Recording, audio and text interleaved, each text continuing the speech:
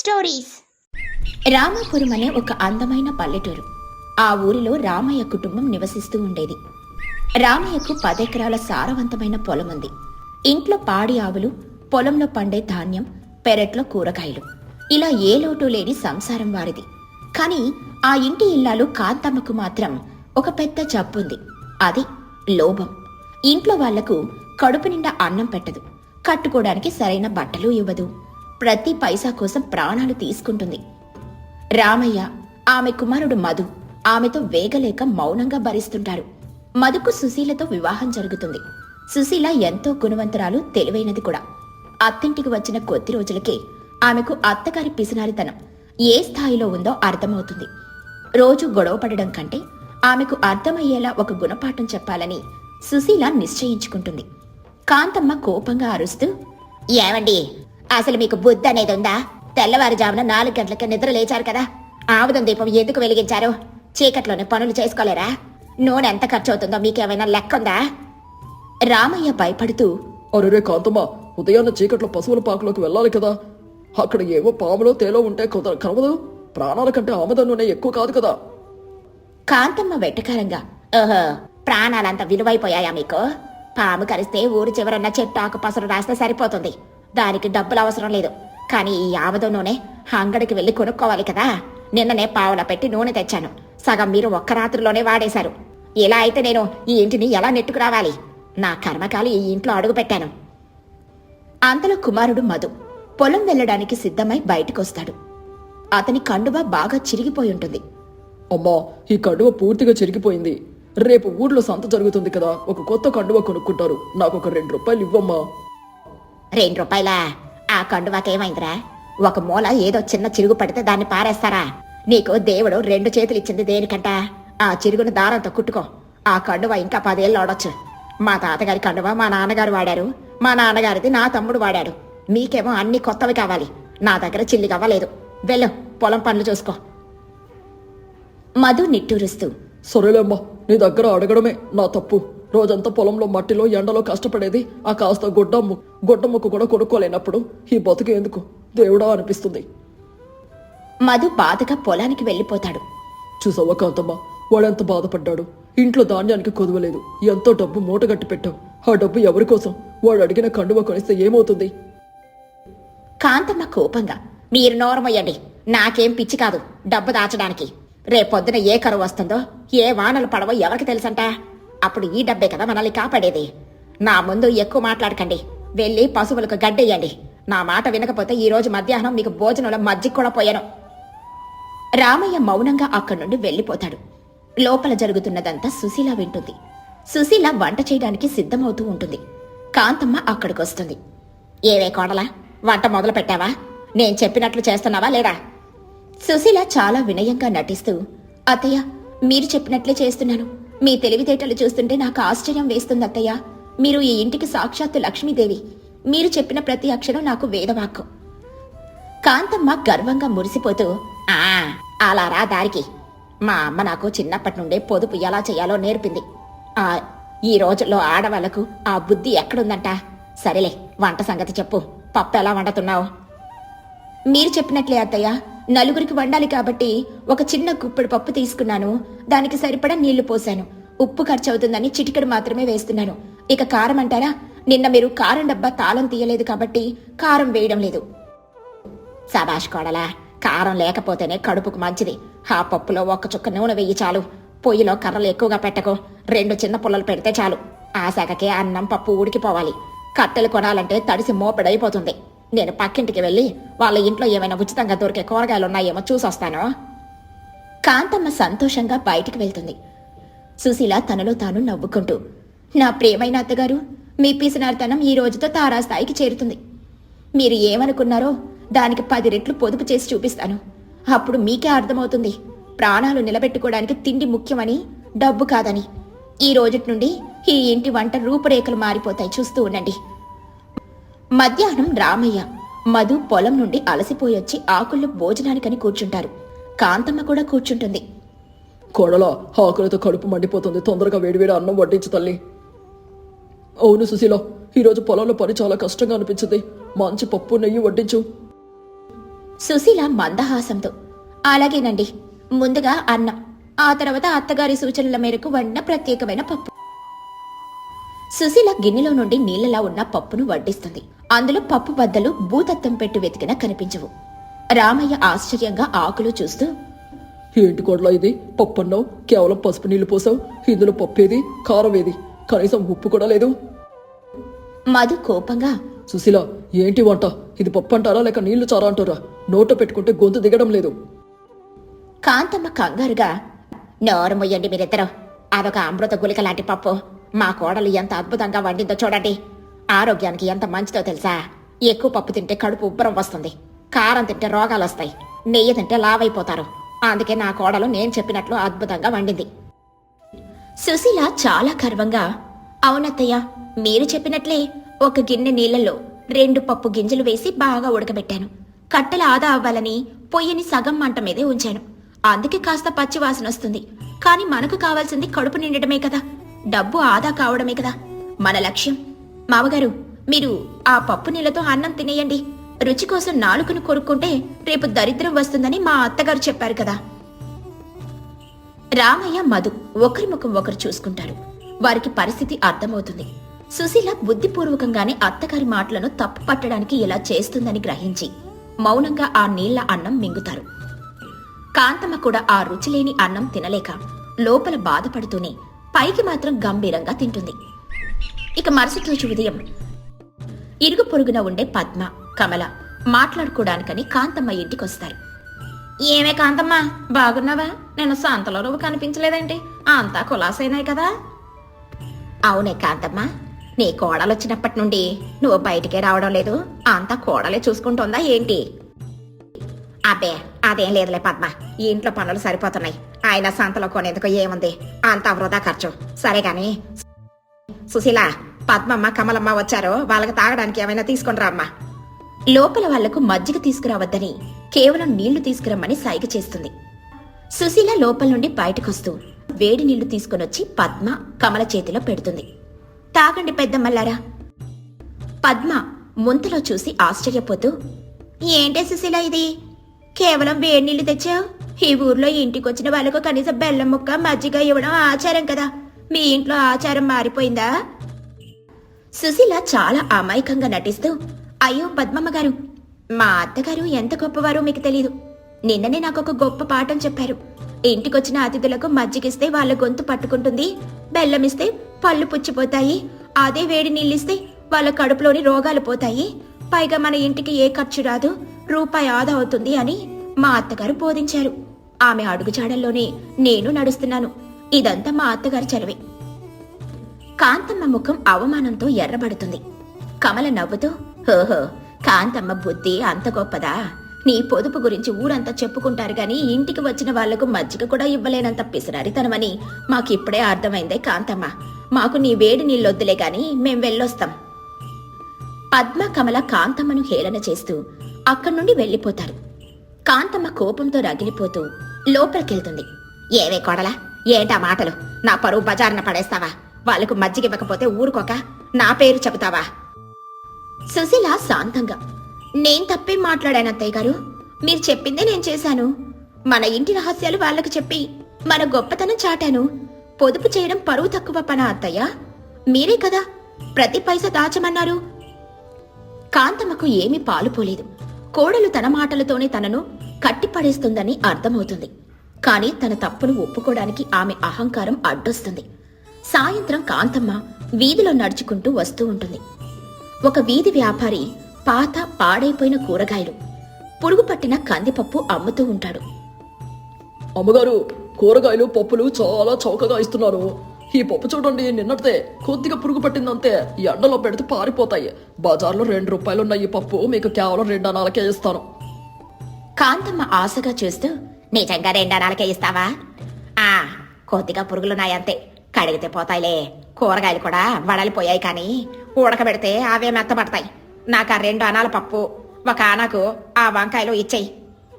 కాంతమ్మ సంతోషంగా ఆ పాడైపోయిన సరుకులు కొని ఇంటికొస్తుంది. ఇంట్లో సుశీలకు ఆ సరుకులిస్తుంది. చూసావా కోడలా, ఈ రోజు నా తెలివితేటలతో ఎంత డబ్బు ఆదా చేశానో. బజార్లో 5 రూపాయలు అయ్యే సరుకులు కేవలం 3 అనాలకు తెచ్చాను. ఈ పప్పు బాగా కడిగి ఆ వంకాయల కోసం ఈ రాత్రికి అద్భుతమైన కూర వండు. మా అమ్మగారు మధు పొలం వెళ్లారు, వాళ్ళు వచ్చేసరికి వంట సిద్ధం చెయ్యి. సుశీల ఆ సరుకులు చూసి ఆశ్చర్యపోతూ, అత్తయ్య, ఈ పప్పంతా బూజు పట్టింది, పురుగులు పరుగులెడుతున్నాయి, వంకాయలు లోపల కుళ్ళిపోయున్నాయి, ఇవి తింటే ప్రాణాలకి ప్రమాదం కదత్తయ్య, వీటిని పారేద్దాం. కాంతమ్మ కోపంగా అరుస్తూ, నోరమయ్యవే, నా డబ్బుతో కొన్న సరుకులు పారేయడానికి నీకెంత ధైర్యం? ఆ పురుగులు తీసేసి వండు. నిప్పు మీద ఉడికితే పురుగులైనా బూజైనా చావాల్సిందే. నేను చెప్పినట్లు వండు, మారు మాట్లాడుకో. సరేనత్తయ్య, మీరు ఎలా చెబితే అలాని. సుశీల తనలో తాను, మీ పిసినారితనం ఈరోజు మీ ప్రాణాల మీదకు తీసుకొస్తుందని నాకు తెలుసు, కాని మీరు అనుభవపూర్వకంగా తెలుసుకుంటే తప్ప మారరు. సుశీల ఆ పాడైపోయిన పప్పును అలాగే ఉడకబెడుతుంది. రాత్రి 8 గంటలు. రామయ్య మధు ఇంటికి రాలేదు. కాంతమ్మొక్కతే భోజనానికి కూర్చుంటుంది. ఆ రామయ్య నా కొడుకు ఎప్పుడొస్తారో ఏమో, నాకు ఆకలి దహించుకుపోతుంది. నేను తినేస్తాను కోడలా, ఆ పప్పు కూర తీసుకొనిరా. సుశీల ఆ పాడైపోయిన పప్పు కూరను వడ్డిస్తుంది. కాంతమ్మ ఆబగా ఆ అన్నం పప్పు తింటుంది. తిన్న అరగంటకి కాంతమ్మ కడుపులో భయంకరమైన నొప్పి మొదలవుతుంది. అమ్మా, నా కడుపు కాలిపోతుంది, నా పేగులు తెగిపోతున్నట్లున్నాయి. అయ్యో దేవుడా! సుశీల, ఓ సుశీల, రావే తల్లి, నాకేదో అయిపోతుంది. సుశీల పరిగెత్తుకుంటూ వస్తుంది. కాంతమ్మ కళ్ళు తేలేస్తూ చెమటలు పట్టి నేల మీద పడిపోతుంది. అదే సమయానికి రామయ్య మధు ఇంటికొస్తారు. కాంతమ్మ పరిస్థితి చూసి కంగారు పడతారు. ఏమైంది నా భార్యకు? కాంతమ్మ, కళ్ళు తెరువు. మధు, తొందరగా వెళ్ళి మన ఊరి నాటు వైద్యుడు సోమయ్యను పిలుచుకురా, ఊరుకో. మధు పరిగెత్తుకుంటూ వెళ్లి సోమయ్యను తీసుకొనొస్తాడు. సోమయ్య కాంతమ్మ నాడీ పట్టుకుని పరీక్షిస్తాడు. రామయ్య గారు, పరిస్థితి చాలా విషమంగా ఉంది. ఆమె కడుపులో ఏదో విషపూరితమైన ఆహారం వెళ్ళింది. తక్షణం నేను తయారు చేసిన సంజీవిని చూర్ణం ఇవ్వకపోతే తెల్లారేసరికి ప్రాణాలు దక్కడం కష్టం. అయ్యో దేవుడా, వెంటనే ఆ మందు ఇవ్వండి వైద్యుడు, నా భార్య ప్రాణాలు నిలబెట్టండి. ఇస్తాను రామయ్య గారు, కానీ ఈ చూర్ణం చాలా అరుదైన మూలికలతో హిమాలయాల నుండి తెప్పించిన వేర్లతో తయారు చేస్తారు. దీని ఖరీదు 5 రూపాయలు అవుతుంది. ఈ డబ్బు ఇస్తేనే వెంటనే మందు ఇస్తాను. అప్పటి వరకు కడుపు నొప్పితో మూలుగుతున్న కాంతమ్మ 5 రూపాయలు అనగానే ఉలిక్కిపడి కళ్ళు తెరుస్తుంది. కాని ఆమె మాట్లాడే స్థితిలో లేదు. ఆగండి సోమయ్య గారు, 5 రూపాయలా? అంత డబ్బు మేమిచ్చుకోలేము. మా అత్తగారికి డబ్బంటే ప్రాణం. ఆమె ప్రాణాలు పోయినా పర్వాలేదు, కానీ 5 రూపాయలు వృధాగా ఖర్చు పెట్టడానికి ఆమె అస్సలు ఒప్పుకోరు. రామయ్య కోపంగా, సుశీల, ఏంటి నువ్వు మాట్లాడుతున్నావు? నా భార్య ప్రాణాల కంటే 5 రూపాయలు ఎక్కువ. నా దగ్గర డబ్బుంది, నేను ఇస్తాను. సుశీల గట్టిగా, లేదు మామగారు, నిన్ననే అత్తగారు నాకు ఒక ఉపదేశం చేశారు. ప్రాణాలు పోయినా సరే డబ్బులు ఖర్చు పెట్టకూడదు, డబ్బుంటే దరిద్రం రాదు అని చెప్పారు నాకు. ఆమె మాటను నేను జవదాటను. నేను వెళ్లి పెరట్లో ఉన్న వేప ఆకులు కాస్త మట్టి తీసుకొనొచ్చి అత్తగారి కడుపుకు రాస్తాను. అంత తగ్గిపోతుందిలే. దానికి 1 పైసా కూడా ఖర్చు కాదు. సోమయ్య గారు, మీరిక దయచేయొచ్చు. మేము ఆ 5 రూపాయలు మీ చూర్ణానికి ఇవ్వలేము. కాంతమ్మకు కోడలన్న మాటలు చెవిలో సీసం పోసినట్లు అనిపించాయి. తన సొంత ప్రాణం పోతున్న సమయంలో, తాను బతికితే చాలు దేవుడా అనుకుంటున్న తరుణంలో, కోడలు తన సొంత మాటలతోనే తనను అడ్డుకోవడం చూసి ఆమె గుండె తరుక్కుపోయింది. డబ్బు కంటే ప్రాణం ఎంతో విలువైనదని ఆ క్షణంలో ఆమెకు జ్ఞానోదయమైంది. నొప్పిని భరిస్తూనే కాంతమ్మ గట్టిగా అరుస్తుంది. వత్తే సుశీల, నన్ను చంపకే. ఆ మట్టి ఆకులు నాకొద్దు. వైద్యుడు, అయ్యా సోమయ్య గారు, నా దగ్గర పెట్టెలో 5 కాదు 10 రూపాయలున్నాయి. అన్నీ మీకే ఇచ్చేస్తాను. ముందా మందు నా నోట్లో పోయండి, నా ప్రాణం నిలబెట్టండి. బాబు మధు, ఆ తాళం చెవి తీసి ఆ డబ్బు వైద్యుడికి ఇచ్చేయరా. సోమయ్య వెంటనే ఆ మందును కాంతమ్మ నోట్లో పోస్తాడు. మందు లోపలికి వెళ్లిన అరగంటకు కాంతమ్మ కడుపు నొప్పి క్రమంగా తగ్గుముఖం పడుతుంది. కాంతమ్మ స్థిమితంగా ఊపిరి పీల్చుకుంటుంది. మరుసటి రోజు ఉదయం కాంతమ్మ పూర్తిగా కోలుకుని మంచం మీద కూర్చునుంటుంది. రామయ్య, మధు, సుశీల ఆమె చుట్టూ ఉంటారు. కోడలా సుశీల, నన్ను క్షమించమ్మా. ఈ పాడు డబ్బు మీద ఆశతో కళ్ళు మూసుకుపోయి పొదుపు చేయడం అంటే ఇదా? నా ప్రాణాలు నేనే తీసుకునేంత పిసినారుతనం నాలో ఉందన్న విషయం నిన్నటి వరకు నాకు అర్థం కాలేదమ్మా. 2 అనాలు ఆదా చేయడానికి వెళ్ళి నా ప్రాణాలను 5 రూపాయలకు తాకట్టు పెట్టాల్సి వచ్చింది. నువ్వు నిన్న ఆ వైద్యుడిని ఆపినప్పుడే నా ప్రవర్తన ఎంత దరిద్రంగా ఉందో నాకు కళ్ళకు కట్టినట్లు చూపించావు. నువ్వు అలా చేయకపోయుంటే నాలో ఈ మార్పు వచ్చేదే కాదు. అత్తయ్య, మీరు పెద్దవారు, మిమ్మల్ని బాధ పెట్టాలని నా ఉద్దేశం కాదు. కానీ డబ్బు అనేది మనం సుఖంగా బ్రతకడం కోసం, మన ప్రాణాలు కాపాడుకోవడం కోసం. అంతేగాని డబ్బు కోసం మనం బ్రతకకూడదు. అవసరానికి మించి ఖర్చు పెట్టడానికి పొదుపు అంటారు. కానీ అవసరానికి కూడా ఖర్చు పెట్టకుండా ప్రాణాల మీదకు తెచ్చుకోవడాన్ని లోభం అంటారు. లోబికి ఎప్పుడూ శాంతి ఉండదు. మన ఇంట్లో తినడానికి ధాన్యం, వాడుకోవడానికి డబ్బు పుష్కలంగా దేవుడిచ్చాడు. వాటిని మనం గౌరవంగా వాడుకోవాలత్తయ్యా. నిజం చెప్పావు కోడలా. ఈ రోజుతో మా ఇంట్లో ఒక పీడ వదిలిపోయింది. కాంతమ్మ, ఇప్పటికైనా బుద్ధి తెచ్చుకొని ఇంట్లో వాళ్ళకు కడుపు నిండా భోజనం పెట్టు. మనిషి బ్రతికేది ఆ 4 మెతుకుల కోసమే కదా. అవునండి, నా తప్పు నేను తెలుసుకున్నాను.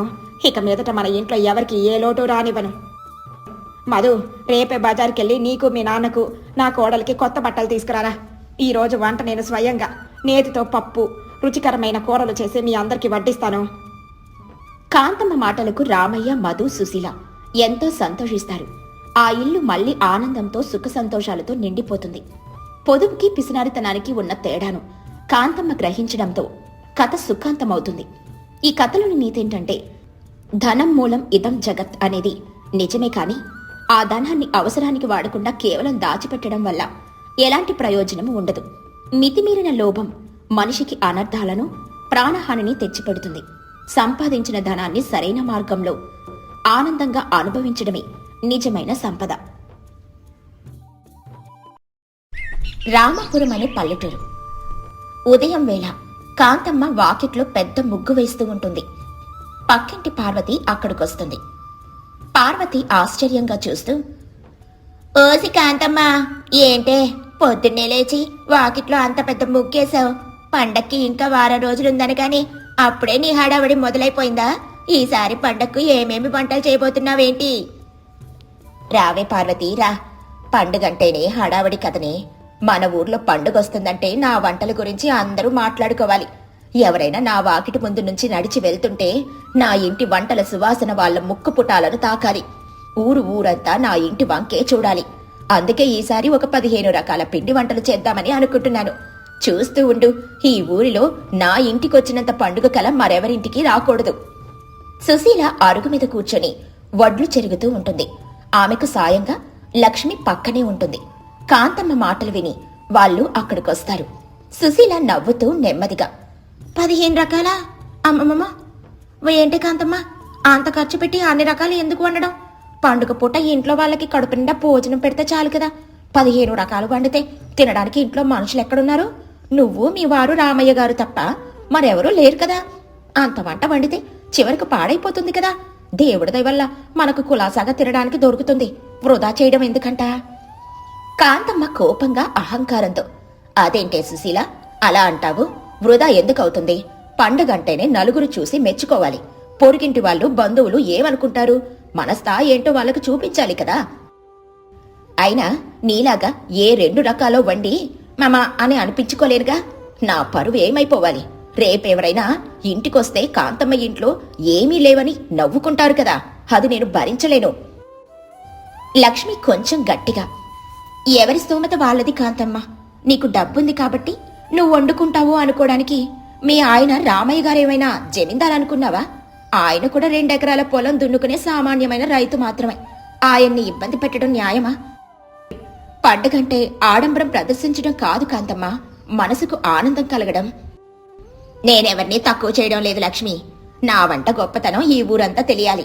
సుశీల తక్కువ వండుకుంటే నాకేంటి?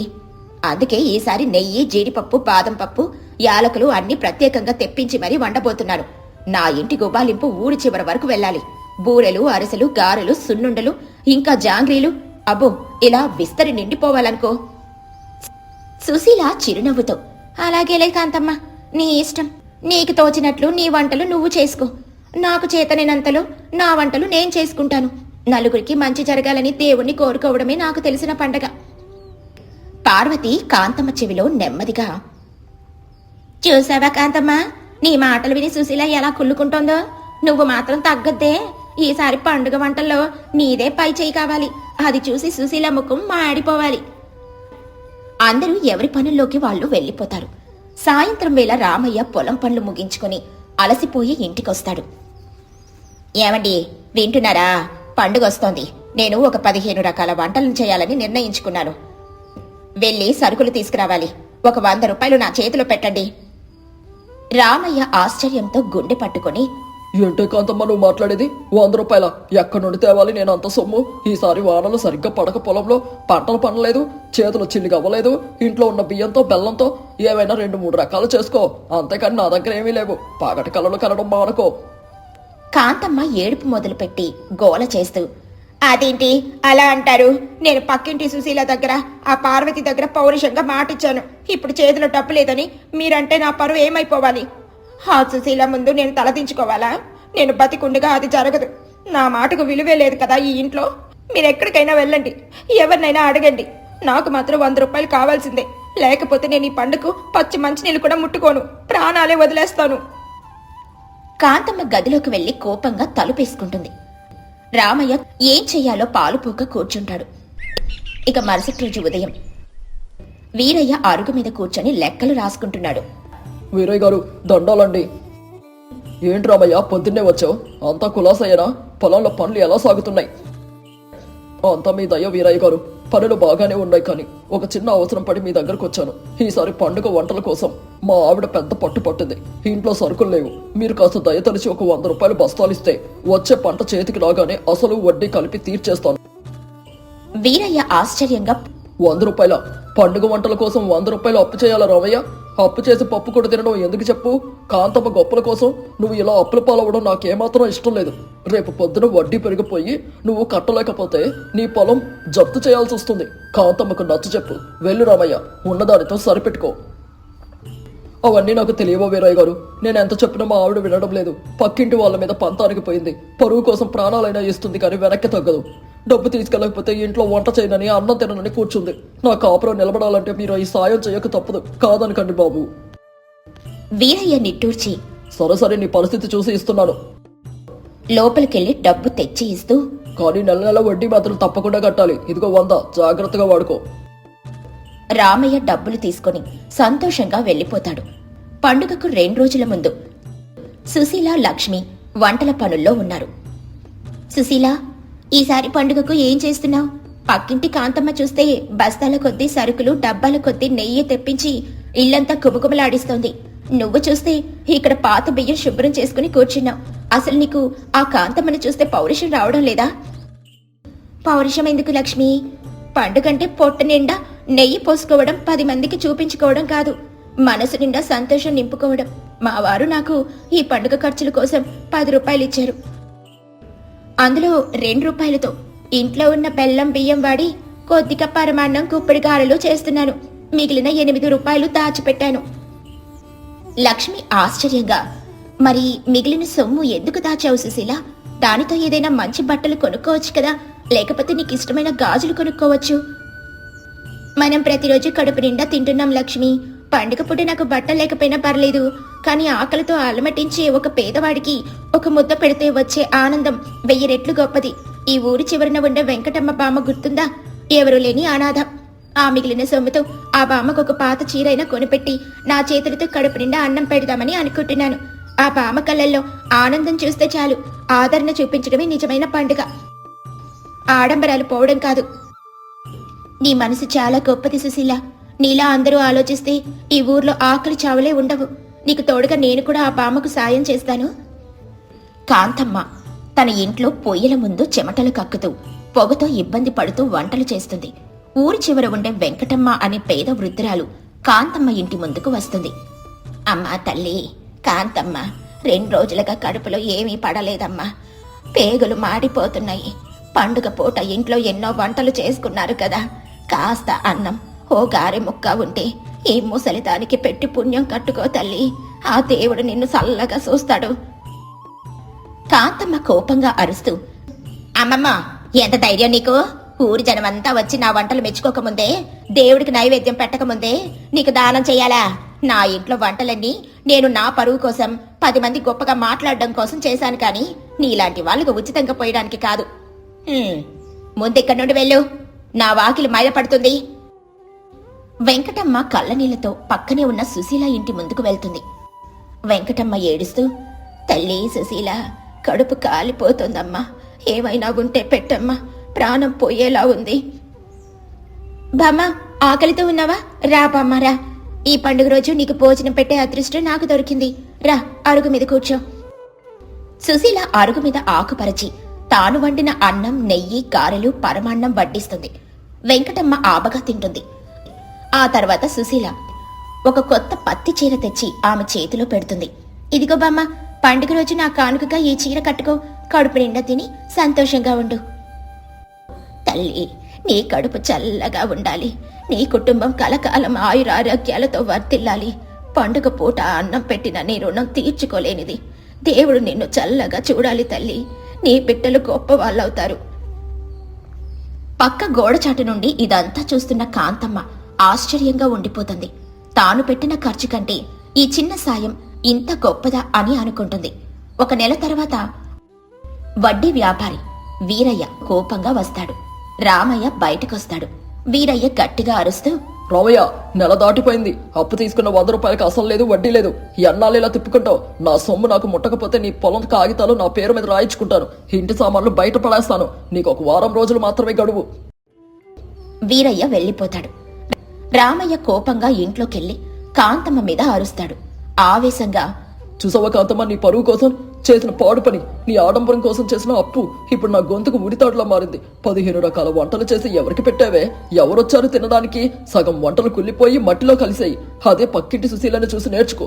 ఉన్నంతలో 2 రకాలు వండుకుని పేదలకు దానం చేసి ఊరందరి మన్ననలను పొందుతుంది. నువ్వు సాధించిందేంటి? నన్ను అప్పుల పాలు చేసి ఇప్పుడు పొలం పోగొట్టుకునే పరిస్థితికి తెచ్చావు. కాంతమ్మ తలదించుకొని కన్నీళ్లు పెట్టుకుంటుంది. తాను చేసిన మూర్ఖపు పనికి ఇప్పుడు బాధపడుతుంది. కాంతమ్మ ఏడుస్తూ వచ్చి సుశీల, నన్ను క్షమించు. నా కళ్ళు మూసుకుపోయాయి.